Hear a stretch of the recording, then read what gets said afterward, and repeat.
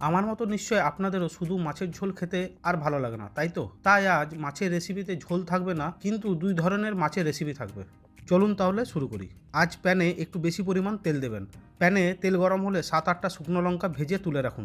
ওই তেলেই দিন কিছু রসুন কেটে। রসুন একটু ভেজে দুটো পেঁয়াজ পাতলা পাতলা করে কেটে দিয়ে দিন।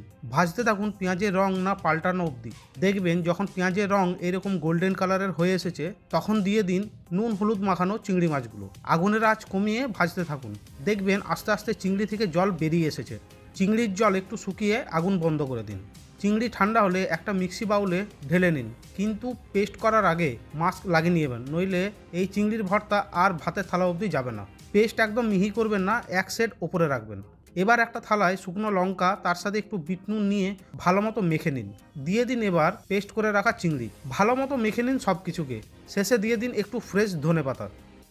আবার ফ্রাই প্যানে তেল গরম হলে দিয়ে দিন কাতলা মাছের পিসগুলো। ভাজুন উল্টে পাল্টে, বেশি লাল করে ভাজবেন না। হালকা নরম নরম ভাজা হলেই তুলে নিন একটা থালায়। ঠান্ডা হওয়ার জন্য রেখে দিন।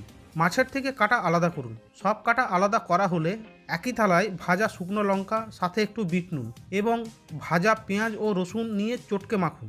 এবার মাছের সাথে পেঁয়াজ লঙ্কা মেখে নিন। ভর্তায় আরও ভালো স্বাদের জন্য দিন কাঁচা পেঁয়াজ, একটু ধনেপাতা আর হাফ চামচ তেল। মিশিয়ে নিন সব কিছুকে ভালো মতো।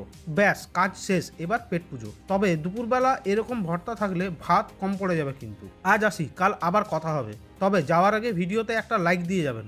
আর যদি আপনি রান্না ভালোবাসেন তাহলে সাবস্ক্রাইব করে রাখুন।